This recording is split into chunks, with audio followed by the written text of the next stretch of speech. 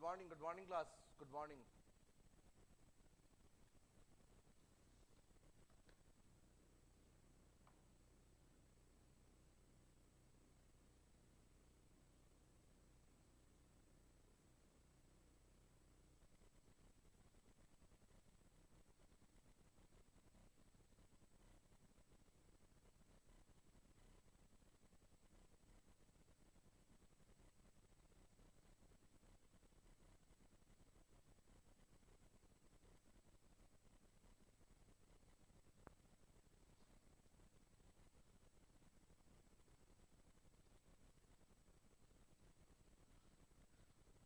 Last class शायद हमने flow work देख लिया था, सॉरी फ्री एक्सपेंशन देख लिया था, नहीं? लास्ट क्लास शायद हमने फ्री एक्सपेंशन देख लिया था, ठीक है? लास्ट क्लास हमने फ्री एक्सपेंशन देखा था, याद है कुछ या भूल गए?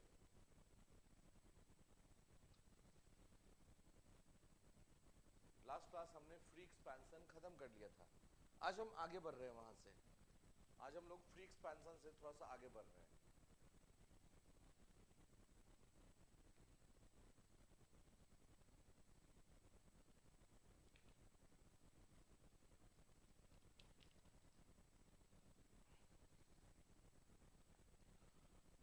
अभी तक जो भी हमने पढ़ा है वो सब क्लोज सिस्टम पढ़ा है। अभी तक हमने जो भी पढ़ा है वो सब क्लोज सिस्टम।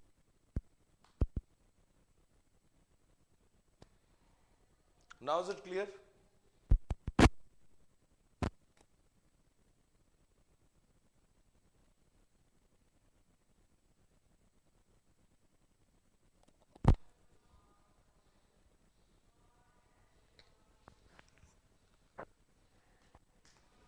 चलिए देखिए ध्यान से। तो अभी तक हमने पढ़ा है क्लोज सिस्टम सिर्फ। आज हम पढ़ने जा रहे हैं open system.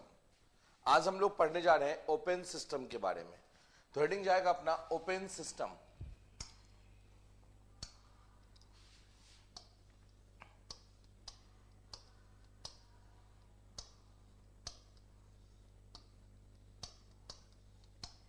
Open system, clear? Open system क्या होता है पता है?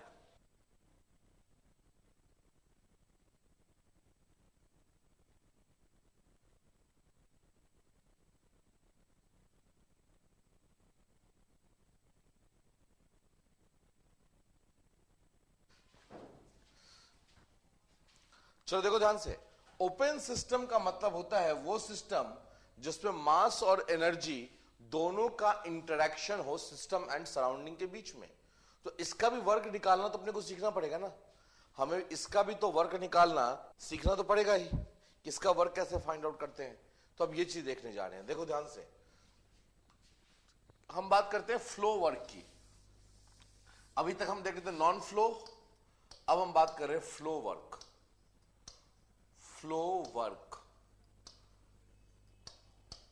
ठीक है? फ्लो वर्क की बात करने जा रहे हैं। लिखना कुछ भी मत, ठीक है? सिर्फ समझना। बोला the work transfer involve is, बोला अगर हमने एक फिक्स रीजन ले लिया, देखो ध्यान से, अगर हमने एक डिफाइंड रीजन ले लिया,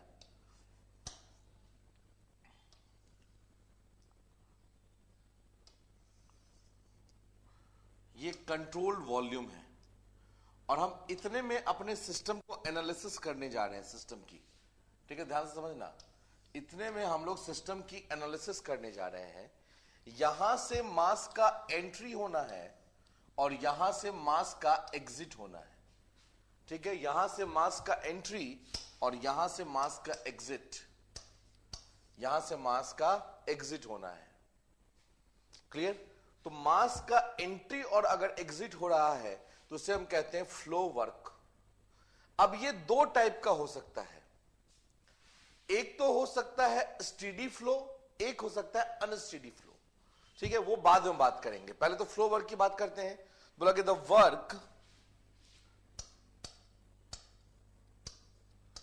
work involved,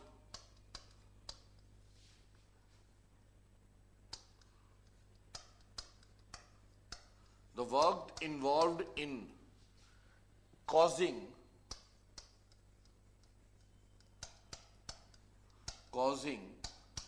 the fluid element,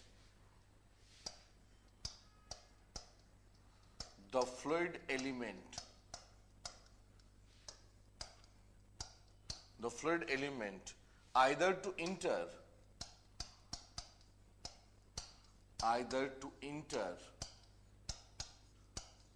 or leave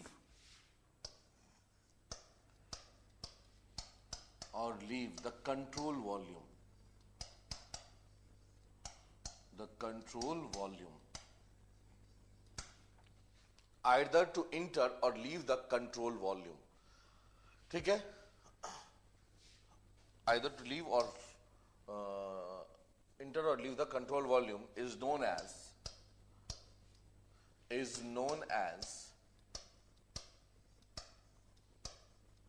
flow work. अब यहां पे लिखा हुआ एक वर्ड कंट्रोल वॉल्यूम. अक्सर हम मेरे पास बंदे ये लेके आते हैं, sir what is the meaning of control volume. Control volume हम कहते किसे हैं, ये डाउट लेके अक्सर हा बंदे मेरे पास आते हैं. तो कंट्रोल, सर आपने तो क्लोज सिस्टम में कंट्रोल वॉल्यूम वर्ड यूज नहीं किया था, ओपन सिस्टम में ही कंट्रोल वर्ड यूज कर रहे हैं. क्या कोई स्पेशल वर्ड है क्या? बिल्कुल बिल्कुल स्पेशल वर्ड है. कंट्रोल वॉल्यूम का मतलब होता है फिक्स रीजन. हमने एक बहुत बड़ा ओपन रीजन था, उसमें हमने अपना स्टडी फिक्स कर लिया, कन्फाइंड कर लिया कि हम यहां से यहां तक पढ़ेंगे, तो उसे हम कहते हैं कंट्रोल वॉल्यूम. समझ में आता कि नहीं?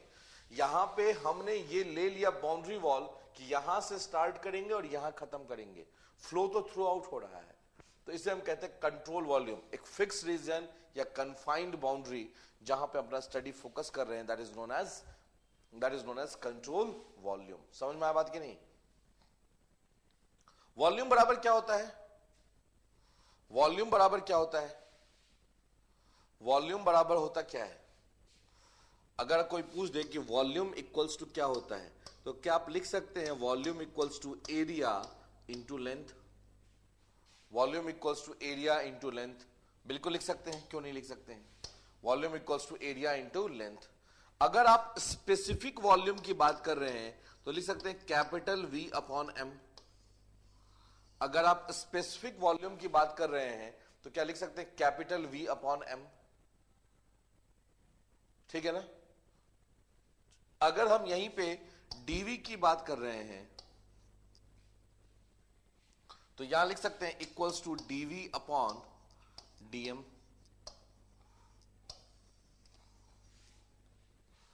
dV अपॉन dm, यस और नो?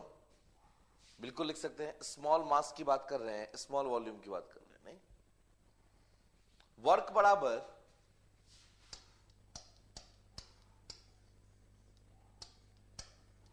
लिख सकते हैं force into displacement. Work equals लिख सकते हैं फोर्स इंटू डिस्प्लेसमेंट. बिल्कुल आराम से देखिएगा. फोर्स की बात करते हैं तो pressure into area, pressure into area. Small force की बात कर रहे हैं, ठीक है? और इंटू डिस्टेंस, कितना डिस्टेंस मूव किया. तो मान लो ये x डिस्टेंस इन किया है, तो लिख सकते हैं dA into dx, dA into या x या dx. स्मॉल डिस्टेंस की बात करेंगे तो लिख सकते हैं, नहीं? तो यही हो गया आपका फ्लो वर्क.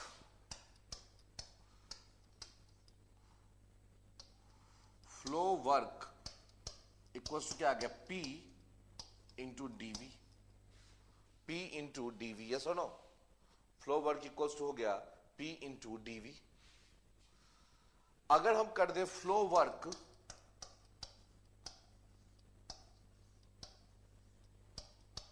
अपॉन मास, अगर हम यहां कर दे फ्लो वर्क अपॉन मास, तो ये क्या हो जाएगा? फ्लो वर्क अपॉन मास कर दे तो यहां हो जाएगा P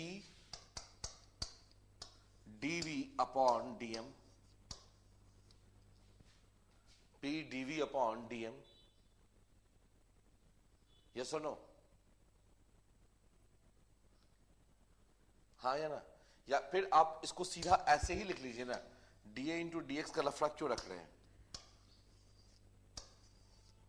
P इंटू, ऐसे लिखिए इसको, P into area into displacement, तो ये हो गया वॉल्यूम, ये हो गया वॉल्यूम, ये हो गया वॉल्यूम अपॉन मास। तो फ्लो वर्क इक्वल्स टू हो गया flow work per unit mass, flow work per unit मास।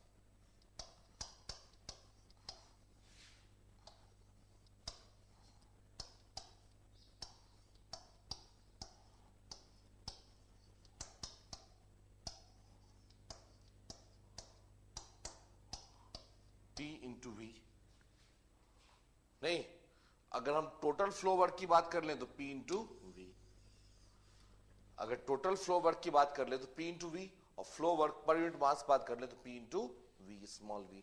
स्मॉल एलिमेंटल क्यों ले, जब पूरा का पूरा डिस्टेंस ही मान रहे हैं तो स्मॉल लेके काम क्यों करें, ठीक है ना। तो ये हो गया आपका फ्लो वर्क पर यूनिट मास, और ये हो गया आपका फ्लो वर्क। एंट्री जब कोई चीज कर रहा है तो हमें वर्क करना पड़ेगा या हमें वर्क मिलेगा, ड्यूरिंग एंट्री हमें वर्क करना पड़ेगा या हमें वर्क मिलेगा, एंट्री के टाइम में करना पड़ेगा। तो वर्क निगेटिव या पॉजिटिव, वर्क निगेटिव या पॉजिटिव, निगेटिव। तो लिख सकते हैं यहां पे स्टार मार्क करके point, if entry occurs, if entry occurs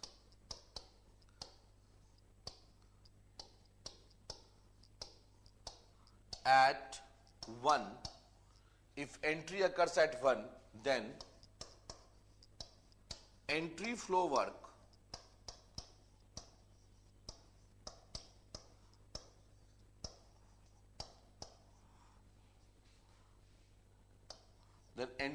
work is equal to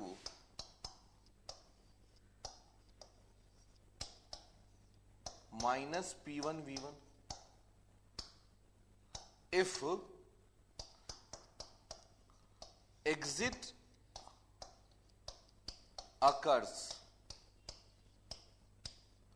at 2, then exit flow work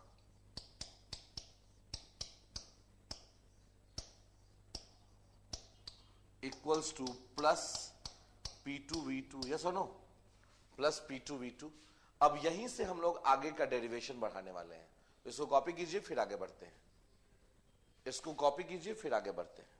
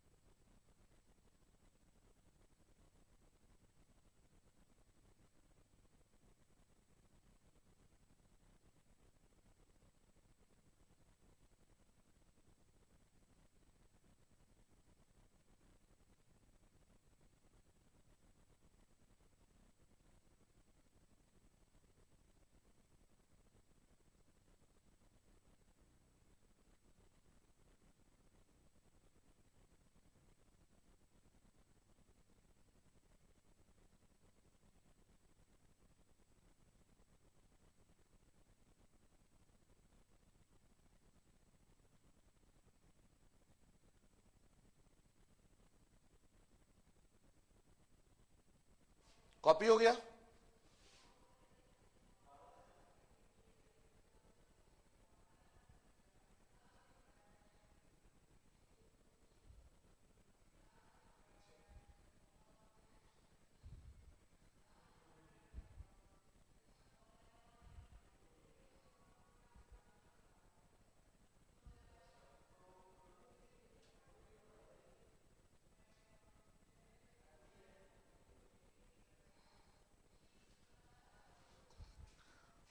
जल्दी कीजिए।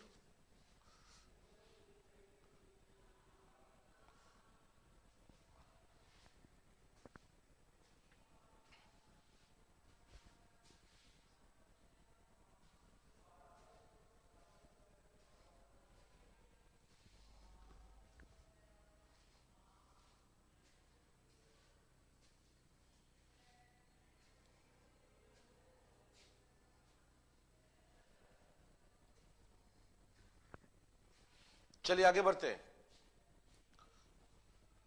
अब बात करते हैं हम लोग स्टेडी फ्लो एनर्जी इक्वेशन।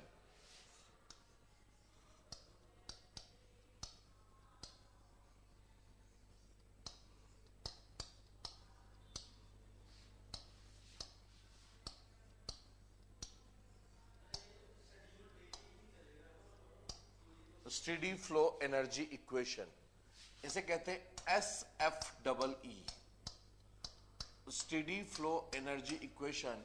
इसे हम डिनोट करते हैं एस एफ डबल ई से, स्टेडी फ्लो एनर्जी इक्वेशन। इसमें सबसे पहला वर्ड उठा स्टेडी फ्लो किसे कहते हैं? स्टेडी फ्लो किसे कहते हैं? स्टेडी फ्लो कहते किसे हैं?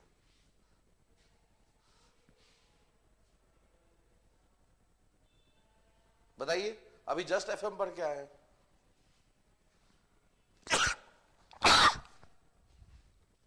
अभी जस्ट एफएम कंप्लीट हुआ है।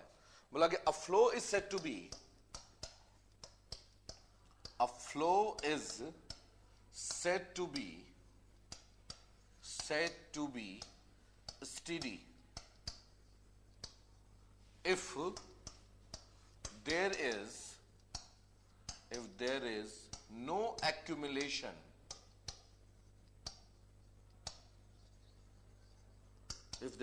accumulation of mass and energy within the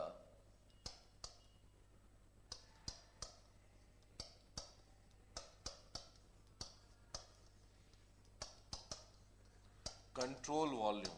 आप कहोगे सर आपने तो पहले लिखवाया था कि वो फ्लो जिसमें फ्लूइड की प्रॉपर्टी टाइम के साथ कांस्टेंट नहीं करती है उसे हम स्टेडी फ्लो कहते हैं। बिल्कुल सही है।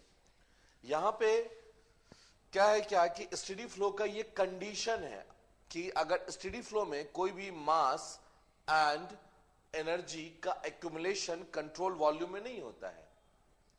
ठीक है, बोला कि स्टेडी फ्लो में मास या एनर्जी का एक्यूमुलेशन कंट्रोल वॉल्यूम में नहीं होता है। मतलब जितना मास इन किया उतना ही मास आउट करेगा। समझ में आया बात या नहीं? जितना मास इन किया उतना ही मास आउट होगा। समझ में आ रहा बात या नहीं आ रहा? बिल्कुल ठीक है। देखो ध्यान से कैसे, बिल्कुल आराम से, लिखने पे जोर मत देना, समझने पे जोर दो।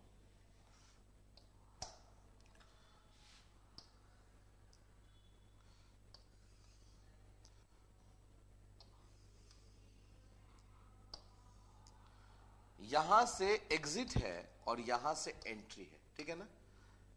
एंट्री पे हमने जो बात किया वो है आपका प्रेशर P1,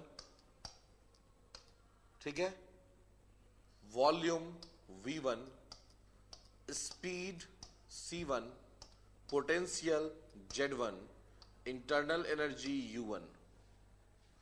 ठीक है, C1 क्या है? Velocity at inlet. V1 क्या है? Volume at inlet. ठीक है ना? इस सिस्टम में पहले से m डॉट मास था या m मास था। ठीक है, और अभी भी m मास ही है। इस सिस्टम में पहले से m मास था और अभी भी m मास है। इसका मतलब क्या हुआ? जितना एंट्री हो रहा है उतना ही एग्जिट हो जा रहा है। इसका मतलब यही हुआ ना कि जितना एंट्री हो रहा है उतना ही एग्जिट भी हो रहा है। यहां पे क्या है? P2 pressure, V2 volume, C2 speed, Z2 datum, U2 internal energy at 2। तो लिख सकते हैं फॉर स्टेडी फ्लो की अगर आप बात कर रहे हैं तो स्टेडी फ्लो में आप लिख सकते हैं for steady flow, steady flow E energy entry equals to E exit, yes और no? E entry equals to E exit. अब एंट्री पे देखिए कौन कौन सी एनर्जी है, एंट्री की बात करते हैं सिर्फ और कहीं की नहीं। तो एंट्री पे एक काइनेटिक एनर्जी होगा, एंट्री पे क्या एक काइनेटिक एनर्जी होगा, हाफ mc1 स्क्वायर, यस और नो? फिर इसके बाद क्या होगा, पोटेंशियल होगा plus mgz1 plus internal energy होगा और यहां आपको कुछ हीट देना पड़ेगा इनपुट Q, और कुछ बिल्कुल नहीं।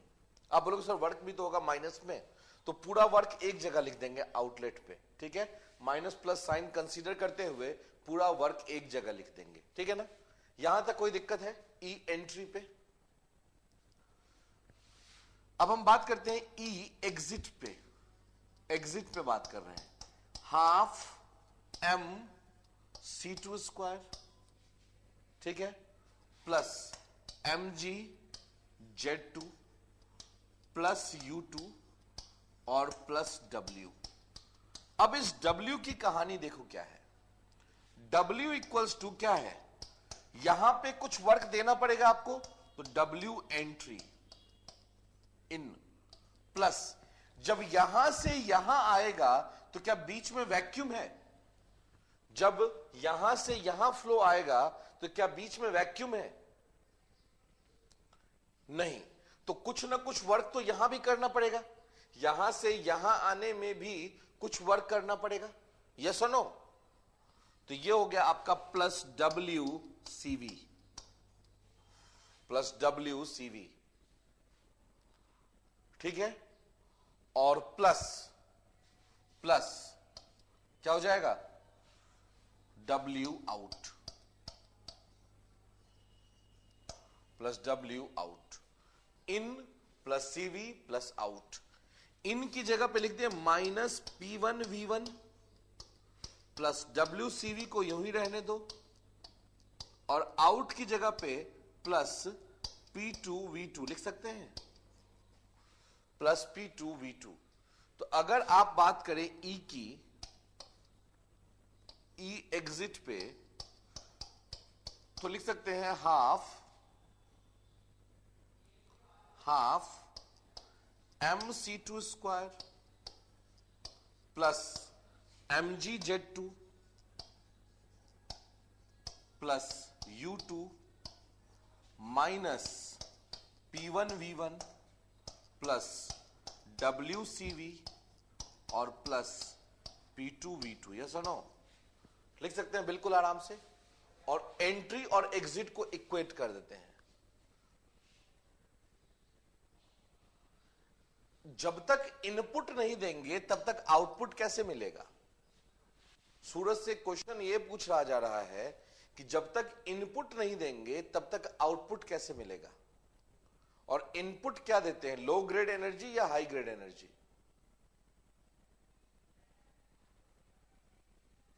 सीधा सा बहुत स्ट्रेट फॉरवर्ड क्वेश्चन है, लो ग्रेड एनर्जी, तो यही लो ग्रेड एनर्जी इसको दिया गया है, ठीक है ना? बस वही चीज है।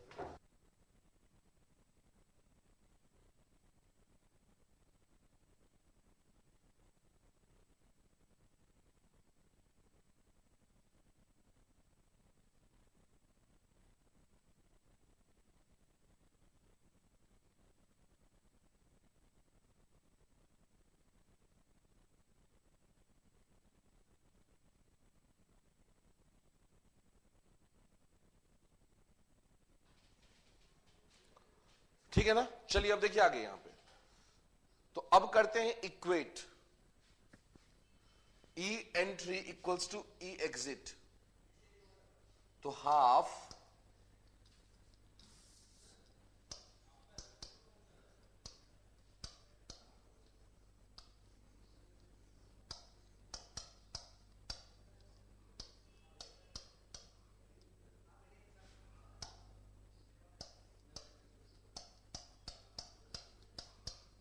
एग्जिट, तो लिखे half M C1 square plus mg Z1 plus U1 और plus Q equals to half m C2 square plus mg Z2 plus U2। ठीक है,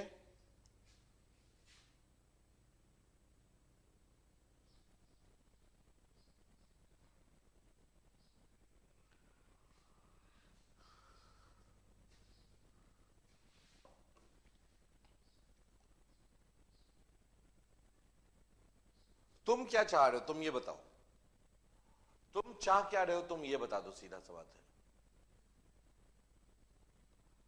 तुम क्या चाह रहे हो, तुम सीधा सा स्ट्रेट फॉरवर्ड ये बता दो कि ये होना चाहिए और ये नहीं होना चाहिए, तब तो मैं एक्सप्लेन कर पाऊंगा कि हाँ क्या होगा क्या नहीं होगा, क्यों क्या हो रहा है। कंफ्यूजन नहीं है कुछ भी, तुम अपना एक्स्ट्रा दिमाग लगा रहे हो तो कंफ्यूजन होगा। सीधा सा बात, ये चीज बता रहा हूं मैं। जब भी आप एंट्री की बात कर रहे हो तो कुछ ना कुछ हीट प्रोड्यूस होगा ही होगा, कंफर्म बात है। जब भी कोई भी चीज इंटर कर रहा है तो कुछ ना कुछ हीट एड ऑन होगा ही होगा। यहां पे जब आप एंट्री करवा रहे हो तो कुछ ना कुछ हीट एड ऑन होगा ही होगा। हमने इनपुट आउटपुट कहीं नहीं लिखा है, हमने एक साइड हीट कंसीडर कर लिया और एक साइड वर्क कंसीडर कर लिया है। हमने कहीं कहीं यहां इनपुट या आउटपुट लिखा है क्या? हमने यहां लिखा है W आउटपुट और हमने यहां लिखा है क्या W इनपुट। तो तुम अपना दिमाग लगा रहे हो इनपुट और आउटपुट का, तो बात अलग है ना। हमने पूरा का पूरा हीट जो है वो इनपुट साइड दे दिया है और पूरा का पूरा वर्क आउटपुट साइड दे दिया है, बस खत्म बात। क्योंकि हमें वर्क की कहानी है, क्लियर है कि वर्क एंट्री एग्जिट पे भी होता है, कंट्रोल वॉल्यूम में भी होता है।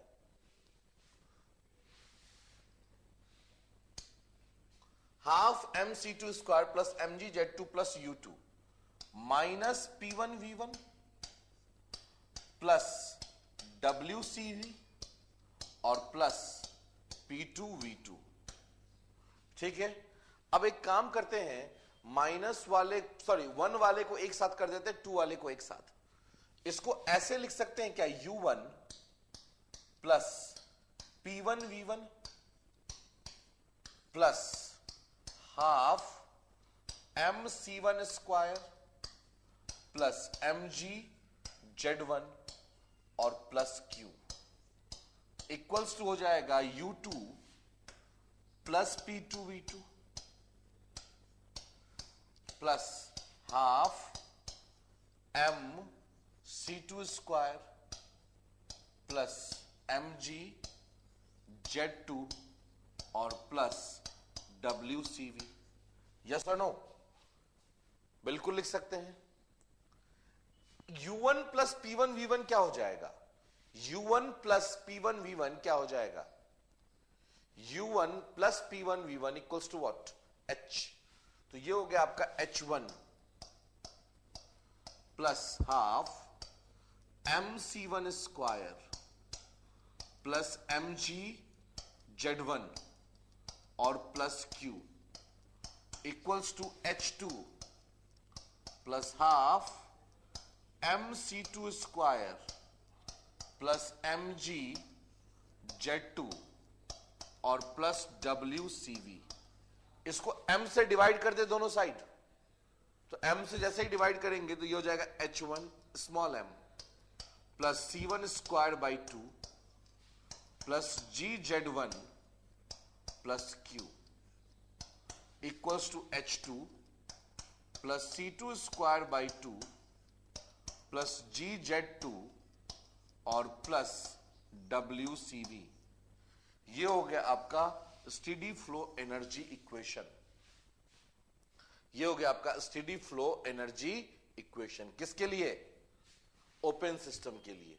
ठीक है, या बोलते हैं इसको फर्स्ट लॉ ऑफ थर्मोडायनेमिक्स कहते हैं। This equation is known as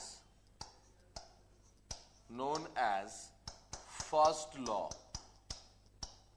of thermodynamics।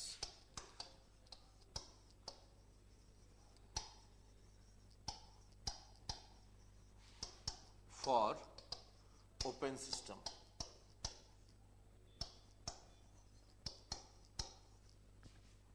Under steady flow condition. ठीक है ना, यही आपका SFEE। पहले इसको कॉपी कीजिए फिर आगे बढ़ते। कोई भी डाउट हो तो पूछिएगा प्लीज, कोई भी डाउट हो तो पूछिए।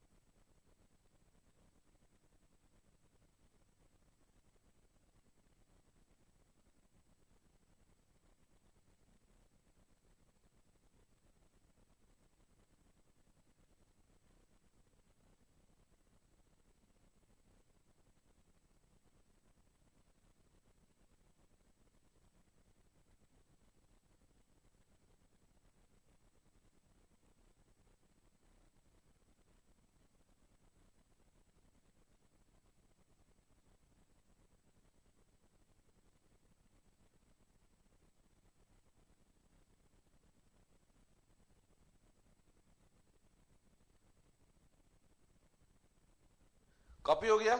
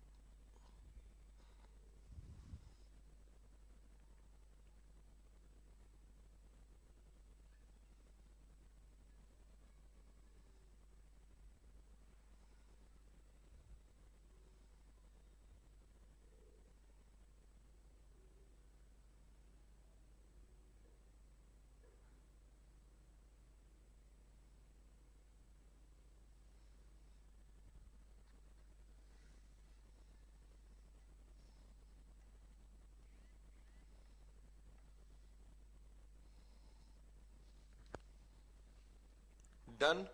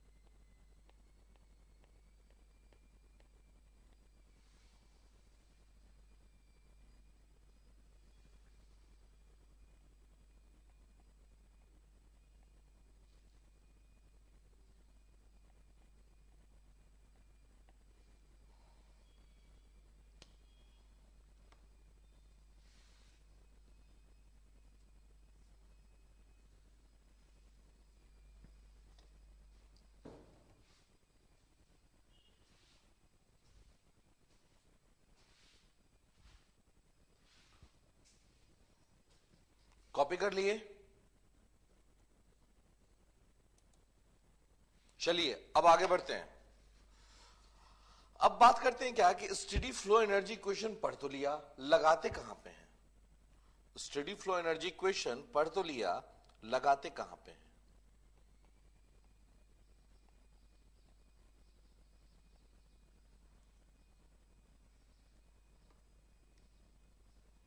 ठीक है ना। अब इसकी बात करते हैं आपसे कि स्टेडी फ्लो एनर्जी इक्वेशन को अप्लाई कहां कहां करते हैं। तो उन सारे जगहों पे अप्लाई करेंगे जहां ओपन सिस्टम लगता है? नहीं, उन सारे जगहों पे लगेंगे। सिर्फ नोजल क्यों? सिर्फ नोजल ही नहीं, सब जगह यूज करेंगे जहां पे क्या लगता है आपका ओपन सिस्टम। जैसे नोजल की बात करते हैं, चलो ठीक है। अगर हम बात करें example of steady flow devices, steady flow devices,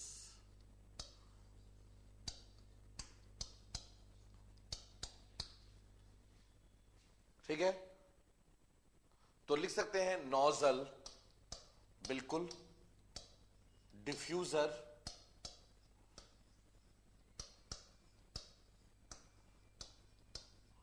यहां पे यूज कर सकते हैं कंप्रेसर,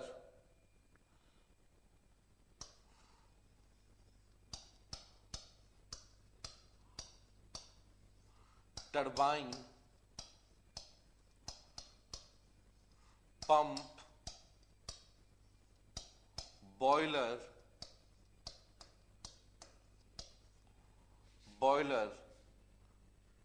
कंडेंसर,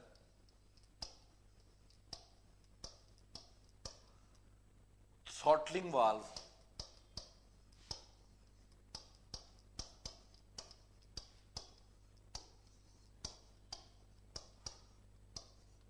हीट एक्सचेंजर,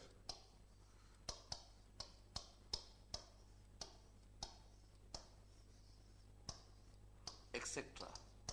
इन सारे डिवाइसेस पे आप क्या लगा सकते हैं?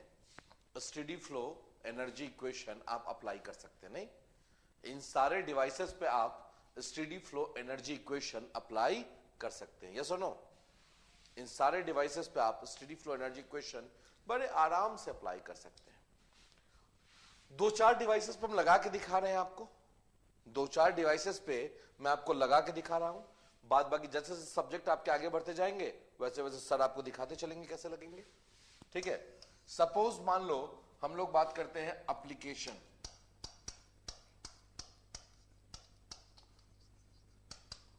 एप्लीकेशन ऑफ SFEE, देखना ध्यान से, ठीक है ना। एप्लीकेशन ऑफ SFEE,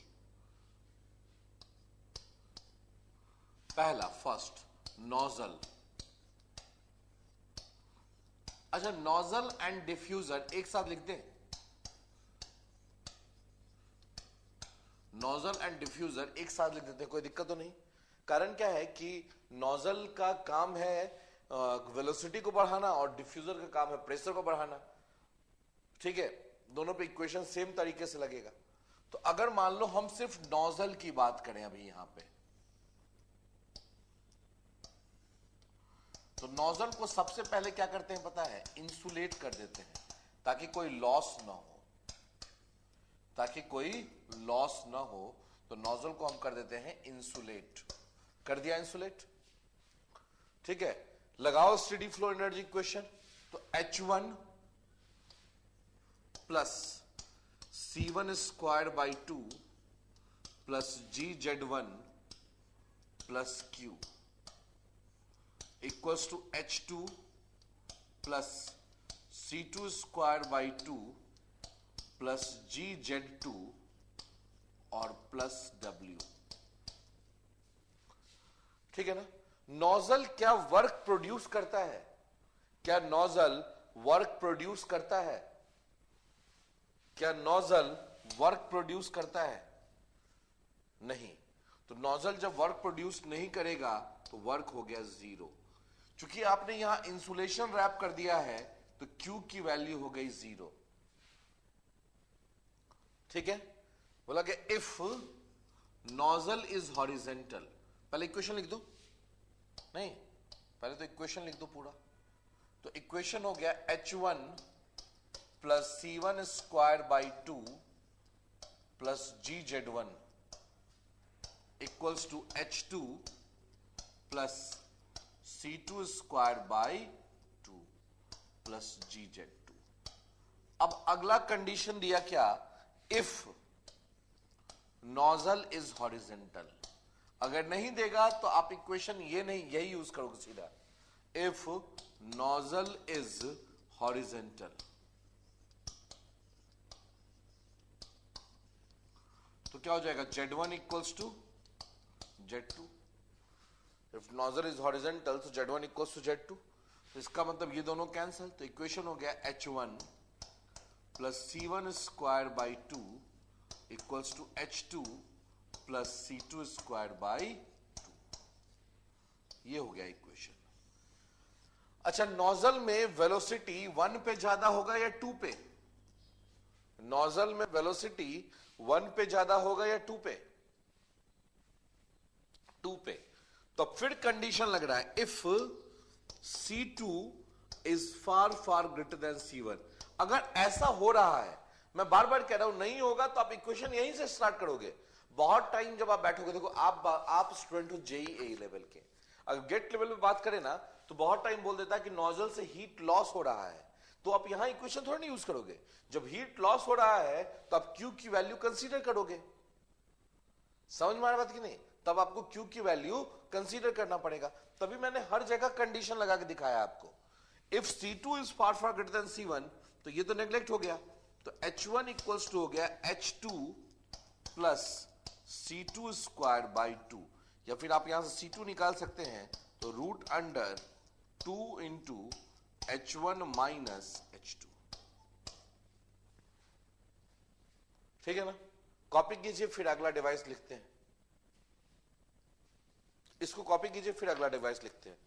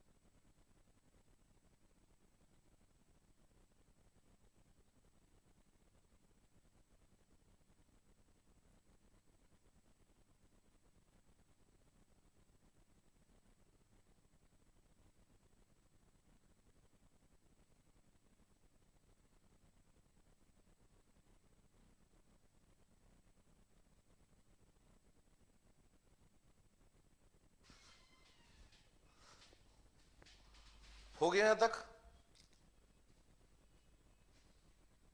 आगे बढ़े, shall we proceed? चलिए, दूसरा डिवाइस मान ले लीजिए टरबाइन।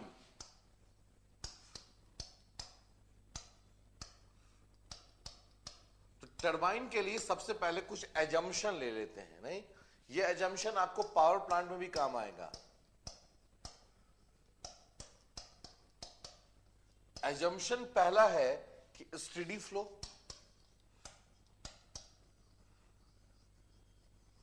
Steady flow. दूसरा है आपका परफेक्टली इंसुलेटेड,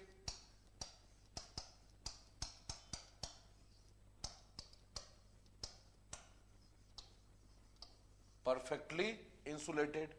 तीसरा है neglect change in KE and PE.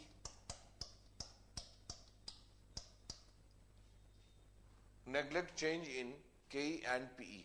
लगा सकते हैं इक्वेशन? आप खुद से इक्वेशन लगा सकते हैं। ट्राई कीजिए प्लीज, ट्राई कीजिए लगाने का।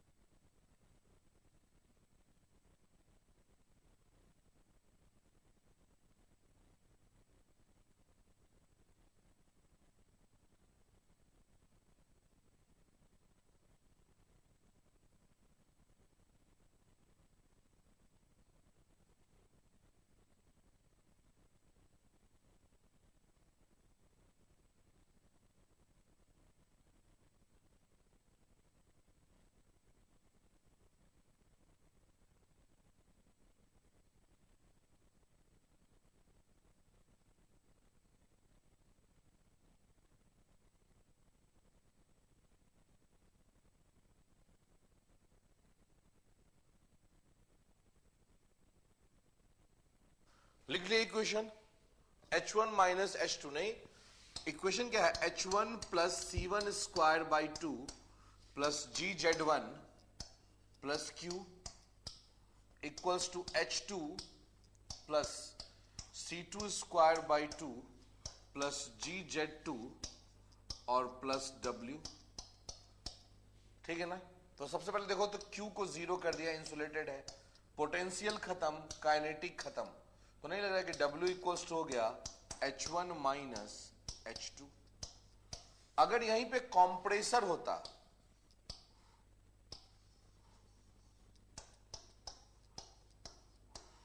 तो कॉम्प्रेसर के लिए W हो जाता क्या? H2 माइनस H1, जस्ट इसका reverse. W equals to H2 minus H1, H2 minus H1।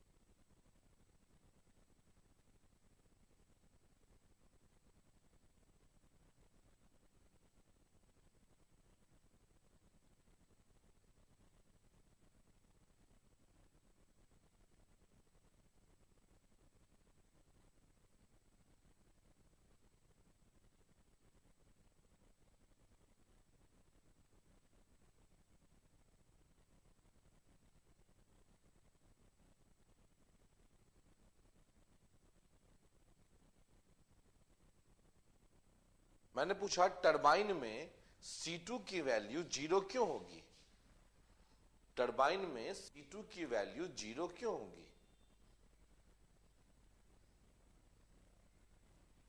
बताइए।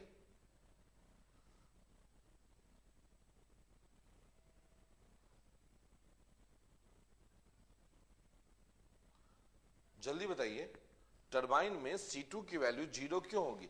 एक्चुअली सूरज तुम्हारा बात तो मुझे ही नहीं समझ में आता है, तो तुम्हें क्या समझ में आता होगा? टरबाइन में C2 की वैल्यू 0 क्यों होगी?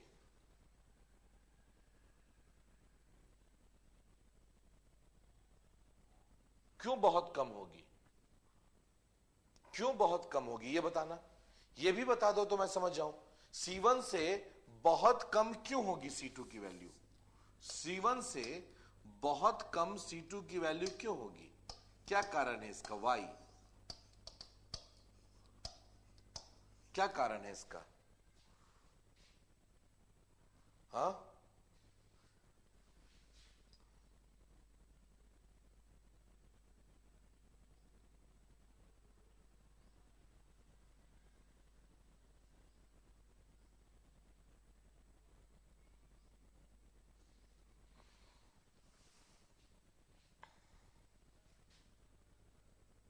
सूरज तुम्हें कुछ नहीं आता है और तुम्हें लगता है कि तुम बहुत तेज हो। तुम कहीं से पढ़ लियो इजूल फिजूल चीजें, बकवास तुमने पढ़ चुक लिया, ठीक है, और वही बकवास तुम्हारे दिमाग में बैठ चुका है। सबसे बड़ी बात ये दिक्कत आ रही है, ठीक है। और वो बकवास जो है वो तुम मीन्स गुड क्वालिटी का जो एजुकेशन है वो तुम्हारे दिमाग के अंदर घुसने से रोक रहा है।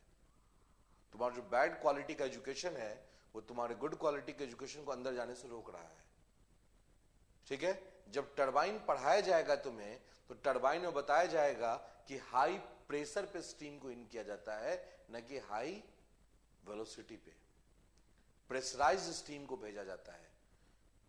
मतलब तुम इतना तेज बन के क्वेश्चन पूछ रहे हो कि लगता है तुम्हें टरबाइन, पंप, बॉयलर, कंप्रेसर के बारे में सब कुछ पता है, ठीक है। तुम उस तेजी में क्वेश्चन पूछ रहे हो, ठीक है ना। टरबाइन में जब इन करता है जिस वेलोसिटी पे, उसी वेलोसिटी से ऑलमोस्ट आउट होता है। एजम्पशन वैसे नहीं लिया जाता है। एजम्पशन का मतलब होता है कि थोड़ा बहुत अगर गैप रहता है तो लोग एजम्पशन ले लेता है।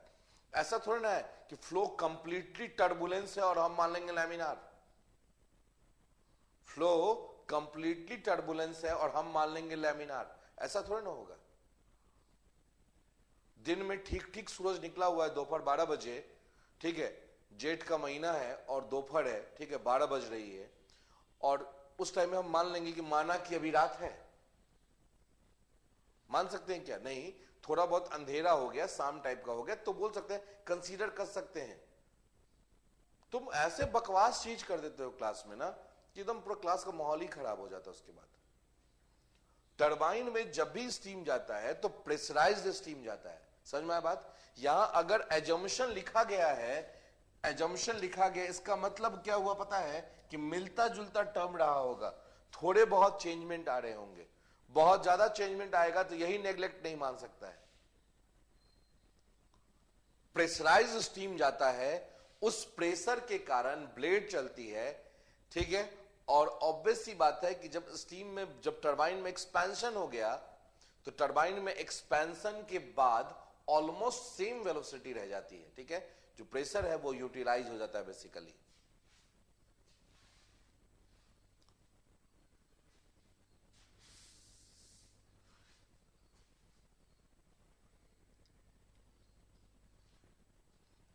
चलो अब देखो ध्यान से, अब बात करते हैं throttling device.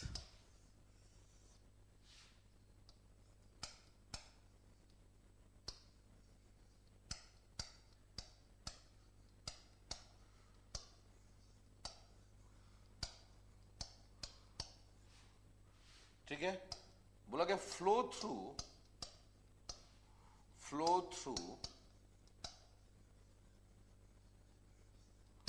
Small opening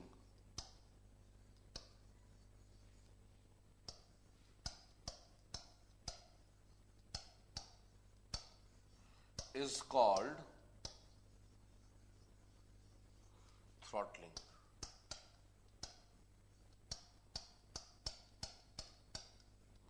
flow through small opening is called throttling. समझ में आया बात? स्मॉल ओपनिंग से जो भी फ्लो होगा, that flow is named as throttling.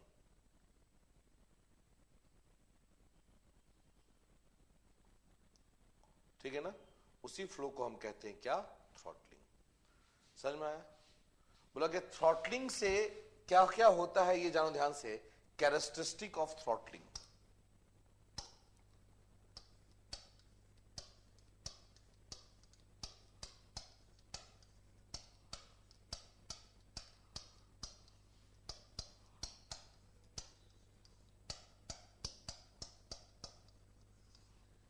Characteristic of throttling, पहला है नो हीट ट्रांसफर।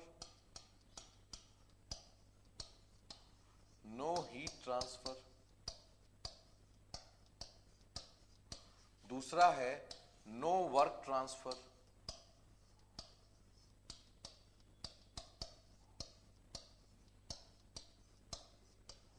ठीक है। तीसरा है it is an irreversible process.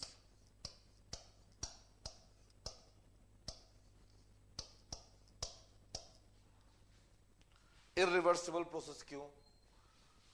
मान लो एक बलून है, बलून में एक सुई से छेद कर दिए तो एयर बाहर निकलेगा। क्या उस एयर को उसी होल से बलून के अंदर डाल सकते हैं? Answer is no. तो इसका मतलब रिवर्स नहीं कर सकते हैं पाथ को। फोर्थ है आपका it is an isoenthalpic process. It is an isoenthalpic process.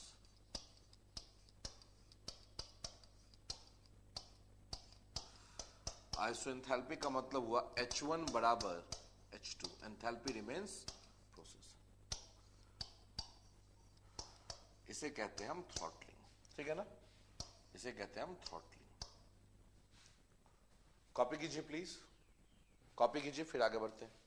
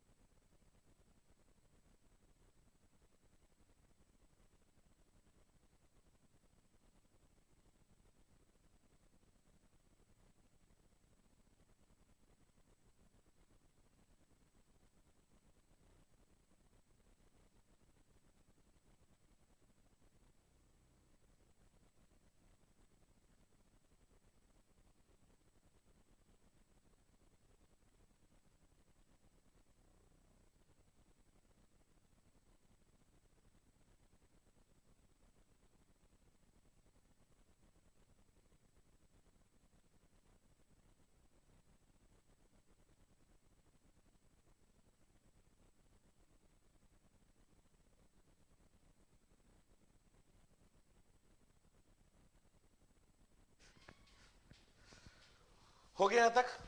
चलिए आगे बढ़ते हैं। ये था स्टेडी फ्लो की कहानी। ये सब आप पढ़ोगे कहां पे पता है? ये सब आप पढ़ोगे W equals to integration of minus integration of VdP। ये वर्क होता है ओपन सिस्टम के लिए। ये वर्क किसके लिए होता है? ओपन सिस्टम के लिए। ठीक है, जैसे हमने आपको बताया था ना कि पीवी डायग्राम है, ये P और ये V, ये V और ये P, याद है? और कुछ ऐसा लाइन था, हमें पता करना है कि 1 से लेके 2 तक जाने में वर्क कितना करना पड़ा। 1 से लेके 2 तक जाने में वर्क कितना करना पड़ा। ठीक है, why I will add your number. हाँ, कौन हो तुम? कलेक्टर हो, मजिस्ट्रेट हो, आईपीएस हो, मिनिस्टर हो, क्या हो? विकास कुमार नंबर दिया, ऐड दिस नंबर सर। क्यों? What is the cause behind that? क्यों ऐड करूं? आज होश आया तुम्हें इस कारण से? हाँ, आज होश आया है जब कोर्स कंप्लीट करने आ गए, हम फर्स्ट लॉ कंप्लीट कर रहे हैं, तब इस कारण से। देखो यहां पे, तो अगर हम यहां से प्रोजेक्शन ड्रॉ करते हैं, ठीक है ना, तो इस एरिया को हम क्या कहते हैं? वर्क किसका? क्लोज सिस्टम का। क्लोज सिस्टम का वर्क कहते हैं यस और नो? क्लोज सिस्टम का वर्क कहते हैं। अब देखो ध्यान से, अगर मान लो यही प्रोजेक्शन हम यहां ना ड्रॉ करके यहां ड्रॉ कर दें इस एक्सिस पे, तो इसे ही कहते हैं हम ओपन सिस्टम का वर्क। इसे ही हम कहते हैं क्या? ओपन सिस्टम का वर्क।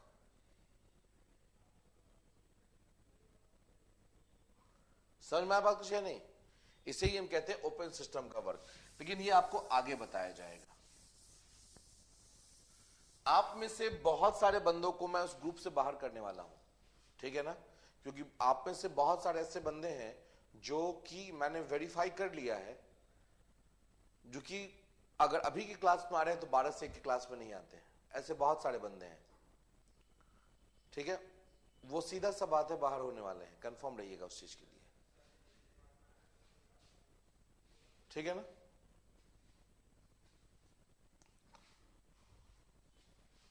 अब हम बात करते हैं अनस्टेडी फ्लो। अभी था स्टेडी फ्लो, अब था अनस्टेडी फ्लो।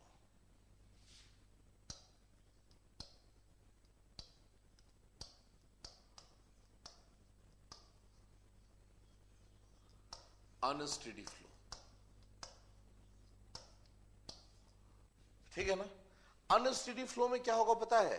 सिस्टम में मास का और एनर्जी का एक्युमुलेशन होगा, ठीक है ना। मास एंड एनर्जी का एक्युमुलेशन होगा। Accumulation of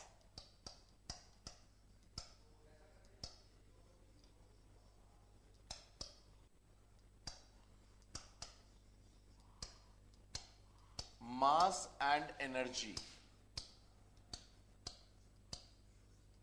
takes place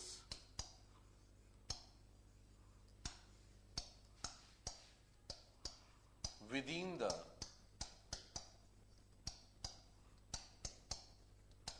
control volume।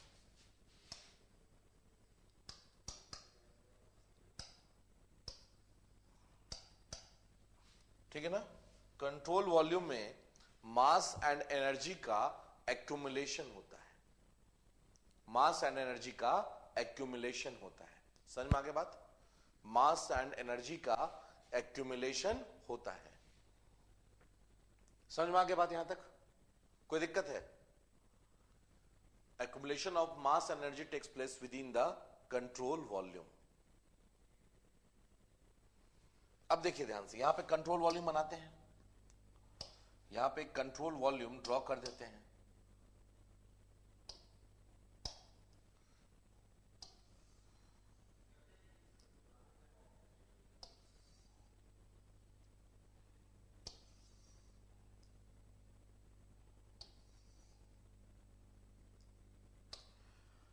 पहले यहां पे मास था m1, अब मास है यहां पे m2। यहां से एंट्री है और यहां से एग्जिट है, यहां से एंट्री और यहां से एग्जिट।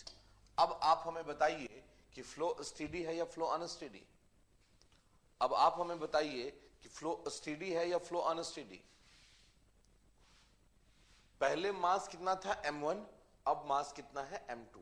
समझ में आ रहा है ये चीज जो मैं बता रहा हूं।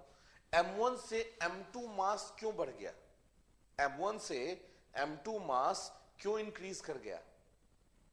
m1 से m2 मास इंक्रीज करने का कारण क्या था, कुछ तो कारण रहा होगा, बताइए जल्दी से, क्विक फास्ट। m1 से m2 मास क्यों इंक्रीज कर गया।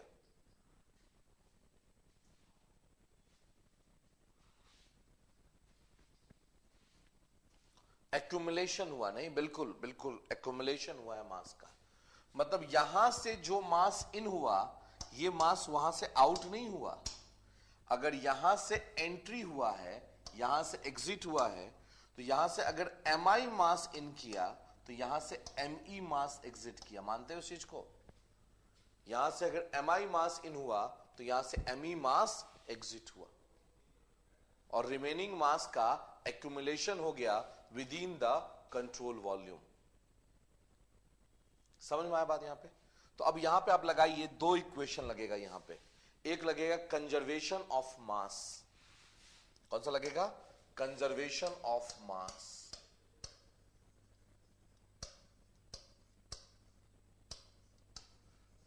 कंजर्वेशन ऑफ मास, क्योंकि मास तो कंजर्व क्वांटिटी है। तो हम बोल रहे हैं कि पर सेकेंड कंट्रोल वॉल्यूम में इतना मास इंक्रीज कर रहा है, सही है ना। पर सेकेंड कंट्रोल वॉल्यूम में इतना मास बढ़ते जा रहा है, dm/dt। ये क्यों बढ़ रहा है, क्योंकि कुछ मास एंट्री कर रहा है पर सेकेंड। कितना मास इन कर रहा है, dmi/dt, और माइनस कुछ मास एग्जिट कर रहा है पर सेकेंड, dme/dt। तो जो बच जा रहा है वो कहां जा रहा है, कंट्रोल वॉल्यूम के अंदर। देखो dmi/dt इन हुआ, dme/dt आउट हुआ, तो जो रिमेनिंग डिफरेंस है वो सिस्टम में ट्रैप होके रह जा रहा है, रिमेनिंग सिस्टम में ट्रैप होके रह जा रहा है। यस और नो। तो लिख सकते हैं हम dm/dt within the control volume equals to mi/t है ना, तो mi डॉट और माइनस me डॉट। ये हो गया कंजर्वेशन ऑफ मास, ये हो गया कंजर्वेशन ऑफ मास, ठीक है। और दूसरा लगेगा यहां पे कंजर्वेशन ऑफ एनर्जी। क्या लगेगा, conservation of energy.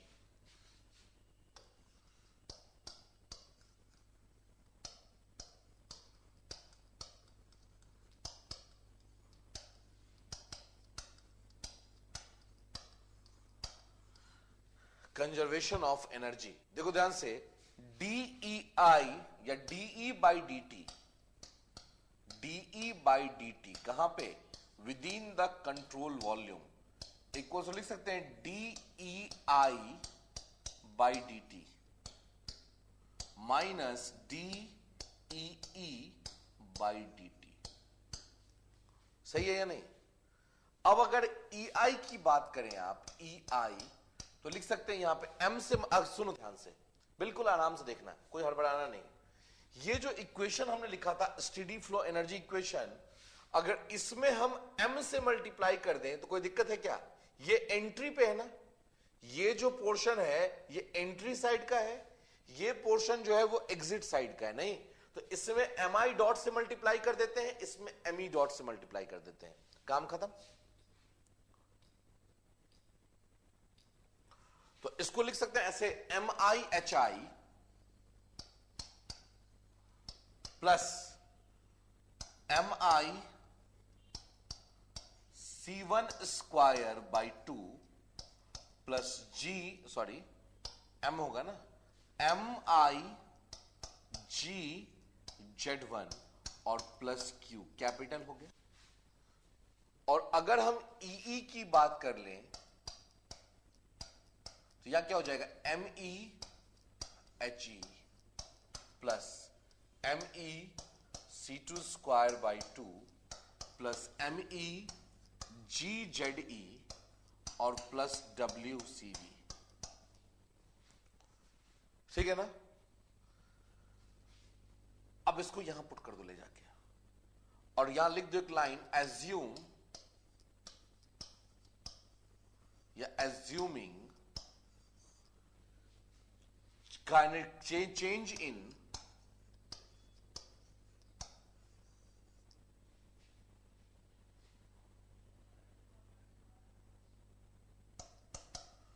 KE and PE are negligible।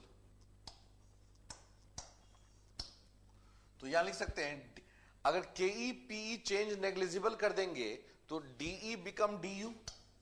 बताया था आपको, अगर KE PE चेंज नेग्लिजिबल कर देंगे तो DE बिकम DU। यस और no? First law of thermodynamics में बताया था आपको, शायद याद हो तो, DQ बराबर DU प्लस DW, जहां से फॉर्मूला निकाला था वहां पे मैंने ये लाइन लिखा था, DE बराबर DU, कब? अगर आप change in KE and PE are negligible लिख दे रहे हैं तो अगर हम यहां लिख दिए assuming change in KE and PE are negligible, तो हम लिख सकते हैं यहां पे DU by DT within the control volume equals to D by DT। अब देखो EI की बात कर रहे हैं तो क्या लिखेंगे? सिर्फ MI HI और प्लस Q और माइनस D बाई DT, और यहां क्या लिखेंगे? ME HE और प्लस WCV। तो अगर इसको हम सॉल्व कर लें तो लिख सकते हैं DU by DT within the control volume equals to, यहां से कुछ बाहर निकाले तो अगर मान लो HI कांस्टेंट है, नहीं मास ही तो चेंज करेगा, HI तो कांस्टेंट होगा या HI भी चेंज करेगा? HI और HE जो है वो कांस्टेंट है मास के साथ में, तो यहां हो जाएगा MI डॉट HI, क्योंकि DMI बाई DT क्या हो जाएगा?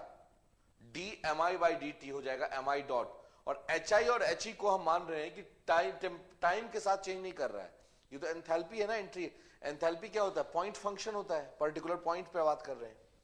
और प्लस ये हो गया आपका Q dot DQ by DT, that is Q dot heat flow rate equals to minus ME dot HE और प्लस WCV डॉट। तो ये हो गया आपका कंजर्वेशन ऑफ एनर्जी। ठीक है, कॉपी कीजिए। इस लेवल तक तो खैर अभी जेई गया नहीं है, लेकिन क्वेश्चन कभी भी कुछ भी पूछा जा सकता है, तो कॉपी कीजिए इसको, फिर आगे बढ़ते हैं। कॉपी कीजिए फिर आगे बढ़ते हैं।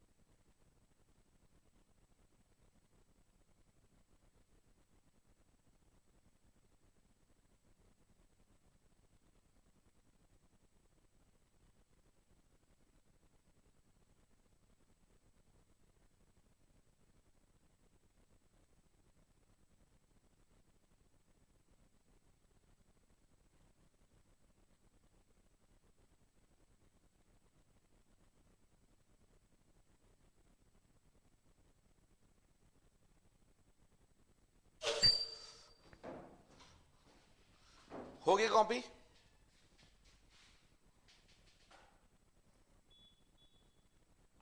चलिए अभी क्वेश्चन लिख रहे हैं, ठीक है ना?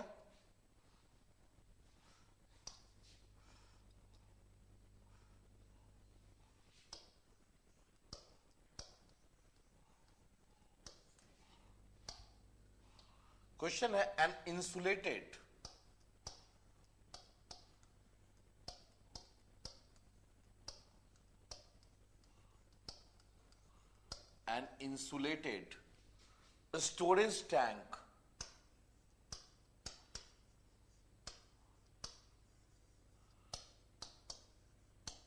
storage tank is initially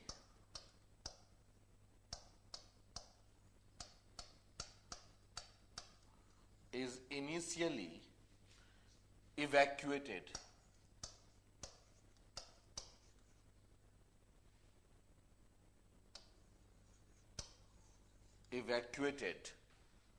is connected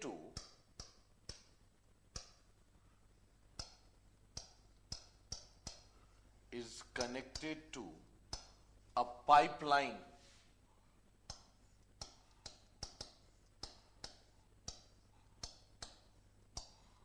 carrying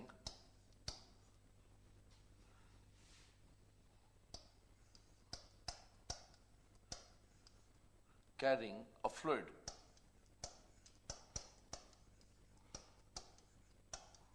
at a specific internal energy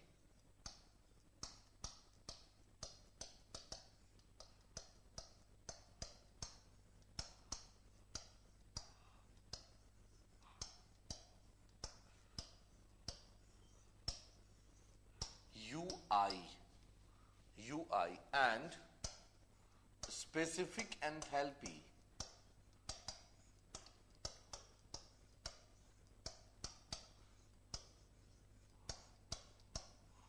HI. The valve is open.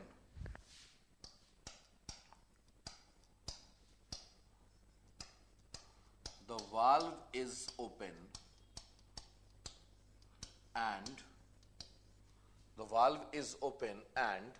fluid flows into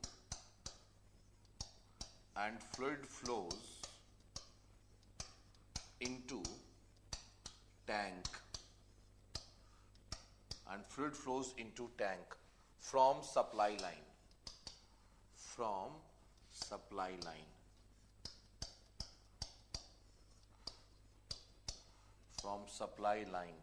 and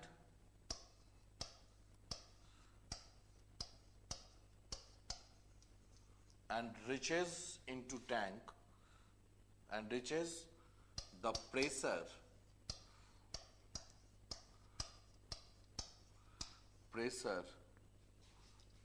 same as that of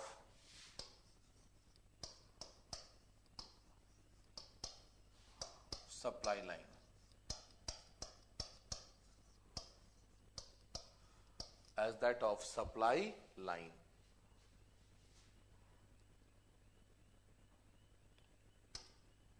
Show that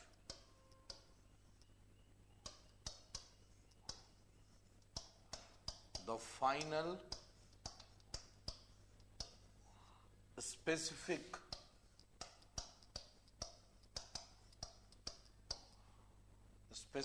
internal energy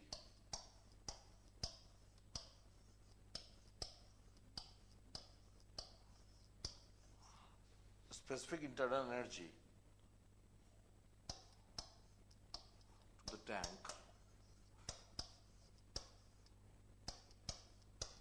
is equal to HI.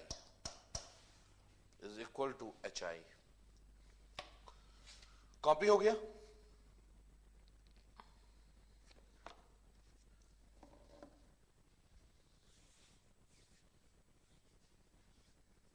ठीक है, चलिए अब एक important announcement है आपके लिए, सुन लीजिए।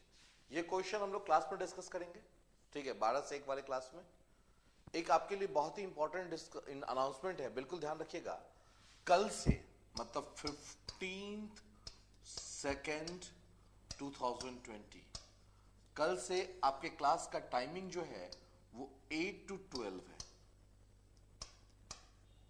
ठीक है, ध्यान रखिएगा 8 to 12, ना कि 9 to 12। जो 9 बजे से क्लास था वो 8 बजे से मैंने किया है।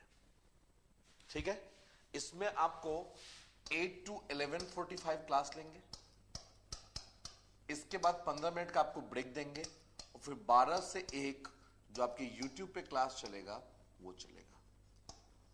ठीक है ना,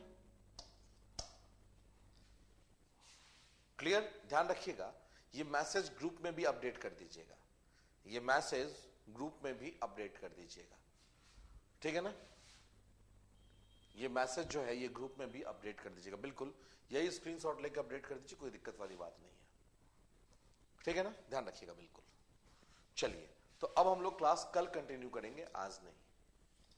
ठीक है, ये जो न्यूमेरिकल है ये हम लोग YouTube पे सॉल्व करेंगे, और ये जो क्लास है अब ये हम लोग कल कंटिन्यू करेंगे। ठीक है ना, ध्यान रखिएगा, कोई दिक्कत?